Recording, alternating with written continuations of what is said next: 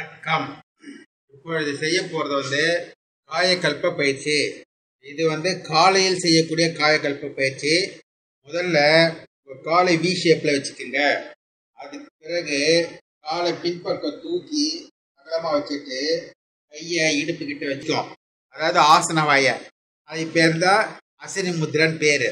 இதை 10 தடவை இந்த அசினி முதிரை பண்ணுங்க. 1 2 3 4 5 6 7 8 9 10. அடுத்தது மூலபந்தம். மூலபந்தம்னா ஆசன வாயை சுருக்கி பிடிச்சிக்கணும், விடக்கூடாது.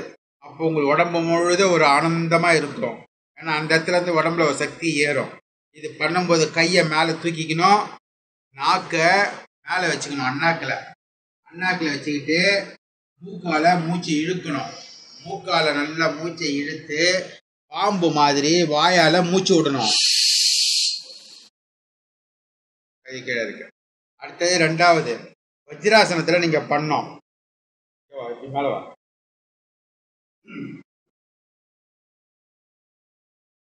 வஜ்ராசனத்துல உட்காரும் போது கட்டவரல் ரெண்டும்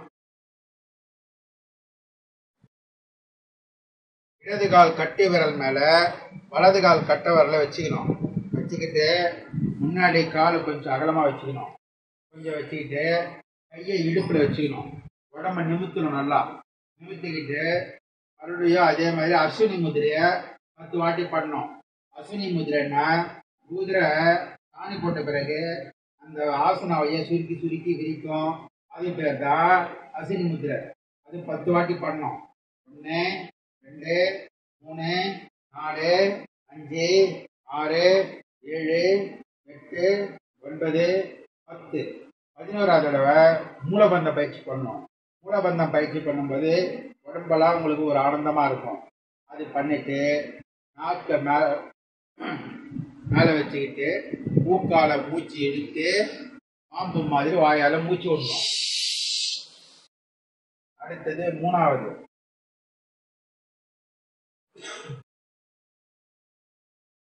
கீழே படுத்துக்கிட்டு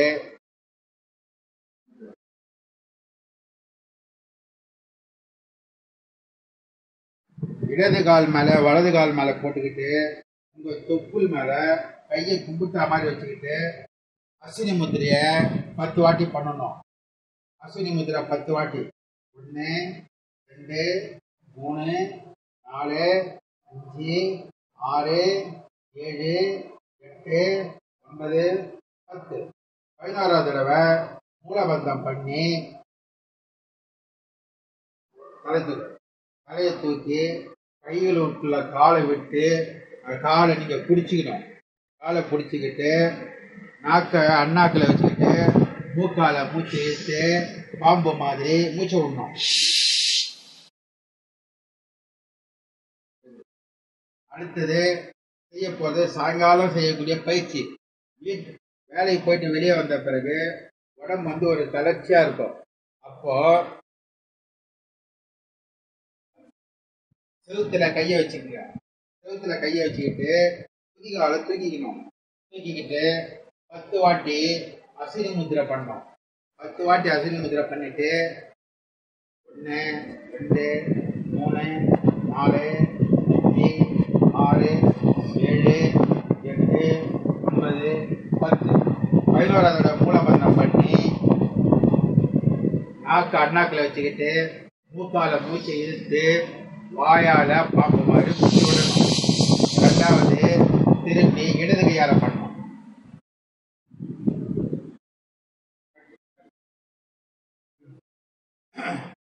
இதே மாதிரி செவுத்துல இடது கையை வச்சுக்கிட்டு குதிகாலை தூக்கிக்கணும். குதிகாலை தூக்கிக்கிட்டு 10 வாட்டி அஸ்வினி முத்திரை. 1 2 3 4 5 6 7 8 9 10. 11வது தடவை மூலபந்தம் பண்ணி நாக்கை அண்ணாக்கில் வச்சுக்கிட்டு மூக்கால மூச்சை இழுத்து பாம்பு மாதிரி மூச்சு விடணும். காயக்கல்ப பயிற்சி இது முடிஞ்சது. அடுத்தது ஆ ஊ இம் பயிற்சி. ஆ ஊ இம் அப்படின்னாக்கா இந்த ஓம் ஓமை நம்ம பிரித்து சொன்னால் ஆ ஊ இம்னு வர்றோம். ஆ ஊ இம்.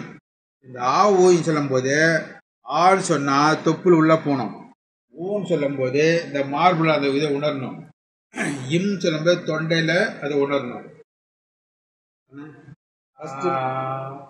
முதல்ல நல்லா மூச்சை உள்ளே இழுத்து 5 தடவை வயிறு மூச்சு பண்ணுங்க.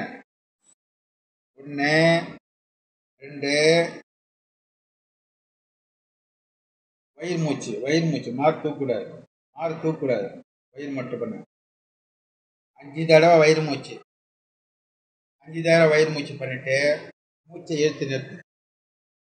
அடுத்தது ஆன்னு சொன்னால் தொப்புள் உள்ளே போகணும்.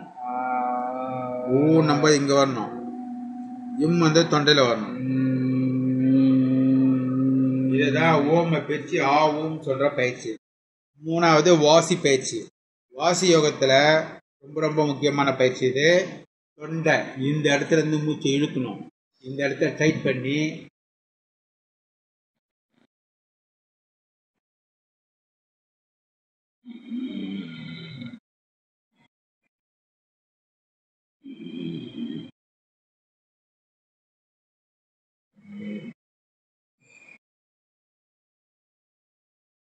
இதுக்கு பேர் வாசி யோக பயிற்சி.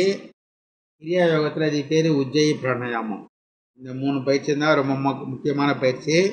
நீங்கள் எங்கே போனாலும் உங்களுக்கு இந்த மாதிரி மூலபந்தம், சக்கரா யோகம், வாசி யோகம் இதை பற்றி தான் சொல்லி தருவாங்க. இதுக்காக தான் பணம் வாங்குறாங்க. நீங்கள் பார்த்துக்கோங்க. இதுதான் இதனுடைய ரகசியங்கள். வணக்கம்.